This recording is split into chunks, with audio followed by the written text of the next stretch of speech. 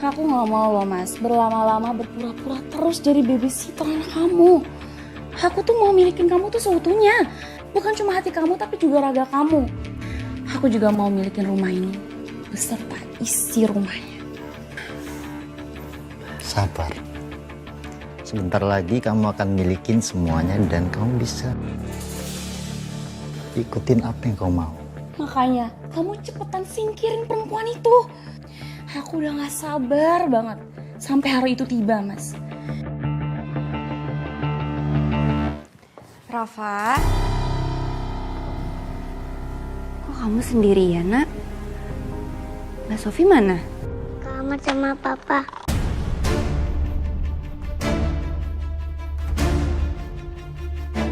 Di kamar sama Mas Bara.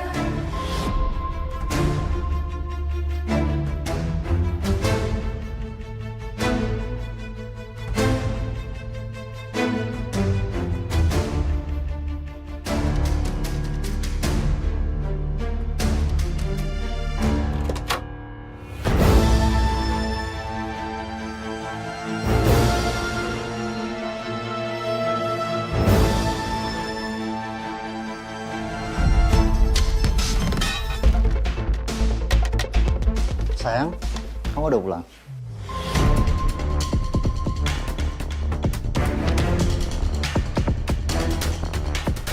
Ngapain kamu di sini?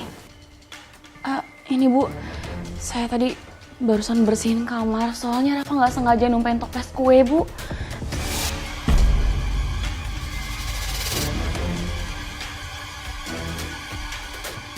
Sofi, kamu keluar aja urusin Rafa ya. Baik Pak.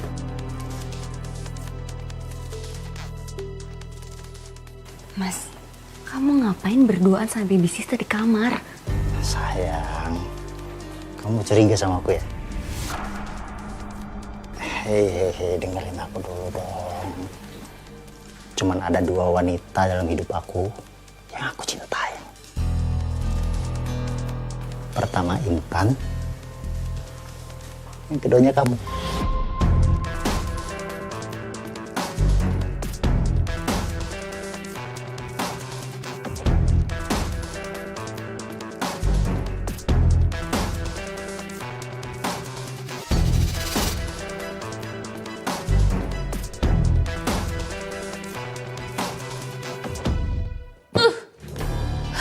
Ngeselin banget sih.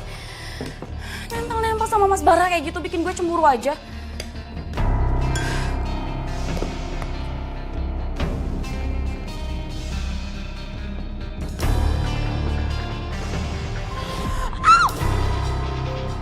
Aduh. Harusnya tuh yang bikin susu Rafa tuh dia bukan aku. Aduh. Sakit banget.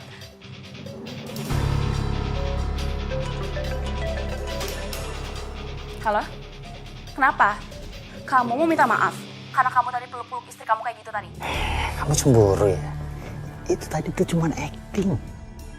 Daripada nanti kita ketahuan gimana? Sepertinya Sarah udah mulai curiga sama hubungan kita. Ya makanya itu mas. Kamu tuh harus segera ambil semua harta almarhumah istri kamu. Aku tuh gak bisa sabar terus. Nanti kesabaran aku bisa habis loh. Iya, udah. Aku tutup teleponnya ya. Telepon dari siapa, Mas?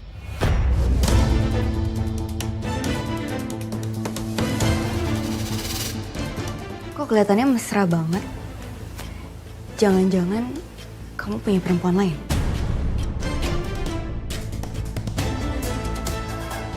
Kamu gak usah nuduh gitu dong. Aku ngubungin bengkel langganan aku. Karena besok itu udah jadwal servis mobil aku.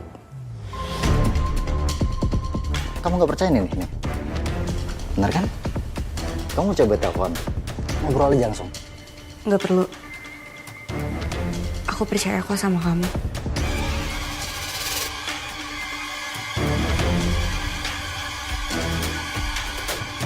Jadi kamu merasa kamu salah mengira ada sesuatu yang disembunyikan suamimu di belakang kamu? Awalnya saya merasa bersalah, Mbak. Tapi melihat sikap suami saya, kok saya merasa ada yang nggak wajar. antara suami saya dan pengasuh Rafa. Kalau di kantor, saya sering merasa khawatir. Karena itu saya memutuskan untuk memasang kamera pengintai. CCTV? Iya benar Mbak. Dan apakah kamu menemukan sesuatu di rekaman CCTV itu?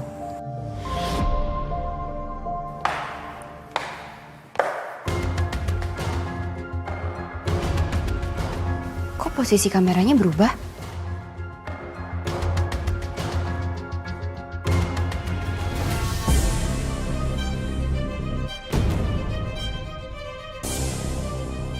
Jadi benar, kamu sengaja naruh kamera pengintai di rumah ini.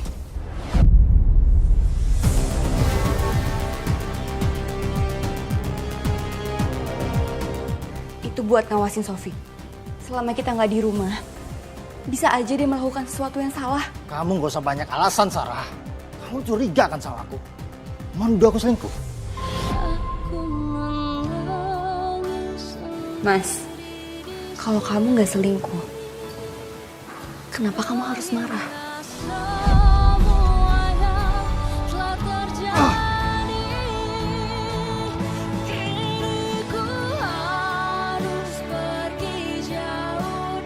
Kenapa kamu tampar aku, Mas? Kamu benar-benar keterlaluan. Aku ini suami kamu. Bisa-bisanya kamu tuduh aku selingkuh.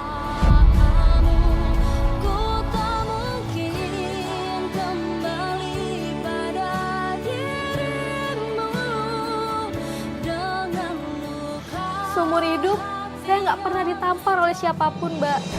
Tapi suami saya ringan tangan. Saya benar-benar tertekan, Mbak. Bukan pernikahan seperti ini yang saya harapkan. Mbak, saya turut prihatin, Mbak. Usia pernikahan kamu masih seumur jagung. Sudah mengalami KDRT. Ya, Mbak. Rasanya saya ingin menyerah saja. Apalagi saya kan nggak ada perasaan cinta. Tapi tiap kali saya ingin meninggalkannya, saya nggak punya keberanian, Mbak. Lalu apa, Mbak, yang menghalangi kamu untuk meninggalkan suami seperti itu? Wasiat dari kakak saya. Saya sudah berjanji untuk menjaga Rafa, Mbak. Kalau saya pergi, berarti saya sudah mengecewakan almarhumah kakak saya. Sebenarnya kami dulu adalah yatim piatu, Mbak. Kakak saya yang sudah banyak berkorban untuk mengurus saya sendirian. Oh, sekarang saya jadi paham, Mbak. Kenapa kamu akhirnya menerima untuk turun ranjang itu? Iya, Mbak. Satu-satunya kekuatan saya hanyalah Rafa. Tiap dekat dia, saya merasa tenang. Seperti semua masalah hidup saya hilang. Tapi malam itu, saya merasa ada yang berbeda dari Rafa, Mbak. Berbeda bagaimana, Mbak?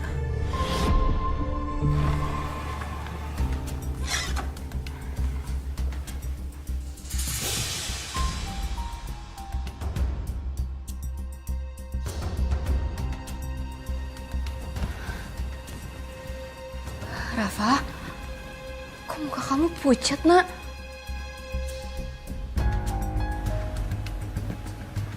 Padahal badannya nggak panas. Kok aneh ya?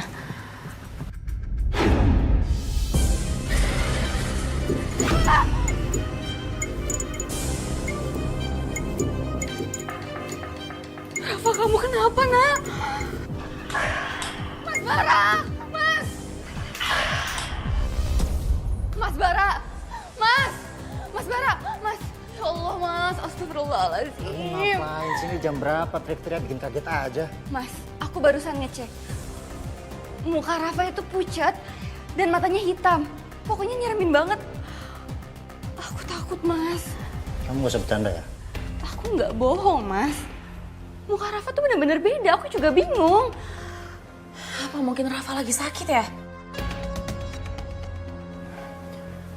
Ayo, kita cek. Yaudah.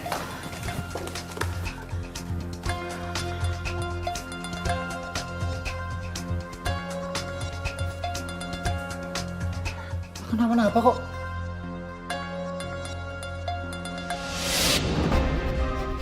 Rafa juga tidur pules. Wajahnya juga biasa aja.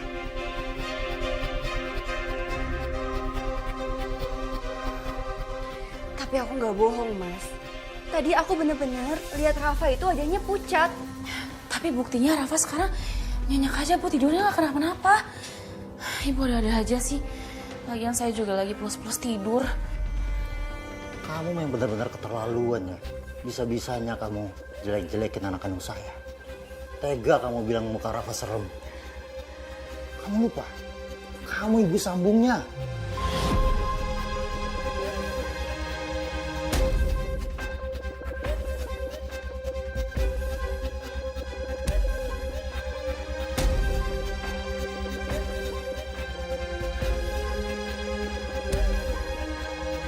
Kok bisa sih Mbak ada kejadian seperti itu?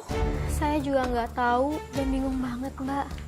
Parahnya lagi, kejadian ini bukan terjadi hanya sekali, tapi berkali-kali. Sampai saya merasa kejadian ini sangat mengerikan Mbak. Astaga Mbak, terus apa yang terjadi selanjutnya?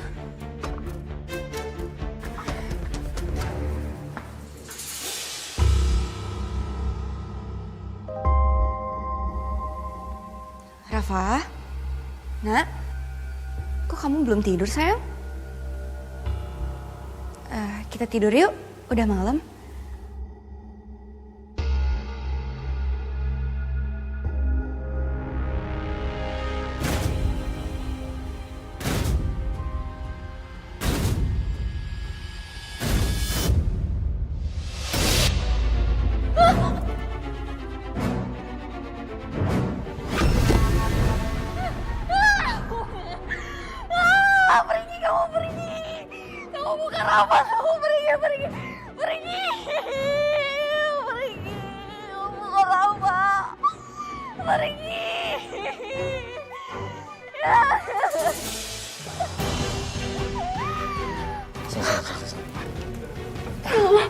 Rafa, aku gak sengaja, maafin Mama, Nak. Kamu anak jatuh, kamu biarin. Gimana sih kamu? Aku gak sengaja, Mas. Aku tadi dorong Rafa sampai jatuh. Aku gak sengaja, aku bener-bener gak sengaja. Kamu dorong Rafa? Terlaluan kamu bisa ngelakuin itu sama anak saya.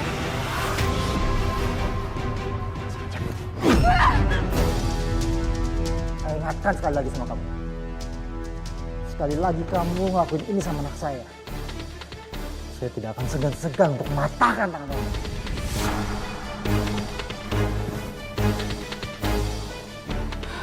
Hamparan itu lebih kuat dari sebelumnya. Sama sekali nggak ada rasa kasihan sama saya, Mbak. Saya juga bingung, Mbak. Sampai waktu itu saya butuh laptop. Karena laptop saya ketinggalan di kantor. Jadi saya meminjam laptop kakak saya untuk saya gunakan, Mbak.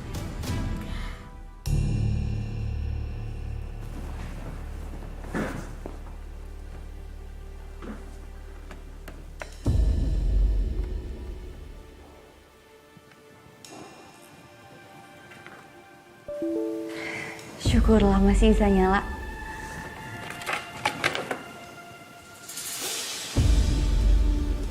Ini kan blog pribadinya Mbak Intan. Entah kenapa akhir-akhir ini aku melihat keanehan pada Rafa. Wajahnya pucat dan seram. Ini kan hal yang aku alami juga. Jadi Mbak Intan juga pernah diganggu sama yang tidak terlihat.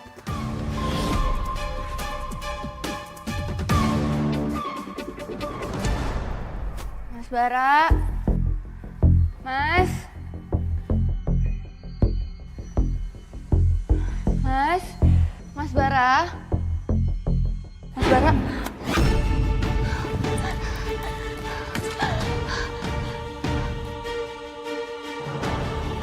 Siapa yang dorong aku? Kok gak ada siapa-siapa sih? Ternyata almarhum Mbak Intan juga ngalamin kejadian kayak gini.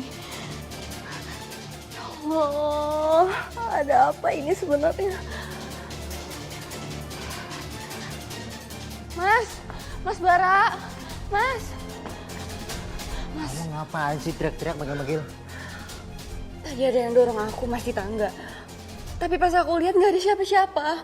Nah, kamu gak usah ngada-ngada deh. Bener Mas, aku nggak bohong. Aku ngalamin kejadian yang aneh di rumah ini. Sarah, aku udah gak mau denger lagi hal yang gak penting kayak gini. Mas, yang aku alamin ini, almarhum Mbak Intan juga pernah ngalamin. Kamu halu ya? Kamu ngapain bawa-bawa kakak kamu? Udahlah, dia udah tenang di alamnya. Percaya sama aku, Mas. Aku pernah lihat di blognya almarhum Mbak Intan kalau beliau juga ngalamin hal yang sama. Kamu gak usah cari-cari alasan deh. Atau jangan-jangan kamu buat pengalihan ya? Pengalihan biar aku lupa kalau kamu kemarin udah ngedorong Rafa. Mas, aku ini nggak cari-cari alasan ya, Mas. Ini benar-benar terjadi. Capek, Sarah. Aku udah capek. Capek sama kehaluan kamu. Mas, aku nggak bohong, Mas. Saya sedih banget, Mbak. Suami saya nggak percaya sama ucapan saya. Saya bisa merasakan kesedihan kamu, Mbak. Lalu gangguan tersebut, apakah masih ada? Masih, Mbak. Malah semakin banyak. Saya merasa ada yang mengawasi saya. Setiap malam, saya selalu gelisah. Astaga, Mbak. Jadi keadaan semakin memburuk. Bener, Mbak. Karena kurang tidur, saya jadi gak enak badan pas berangkat kerja. Siang itu, saya izin pulang cepat. Karena saya sakit demam. Tapi apa yang terjadi di rumah benar-benar bikin saya sakit hati, Mbak. Kenapa, Mbak? Ada gangguan lagi? Ya kan yang aku ceritain itu, Mas. Astagfirullahaladzim. Apa-apaan ini? Jadi ini kerjaan kamu, Mas, selama di rumah? Iya.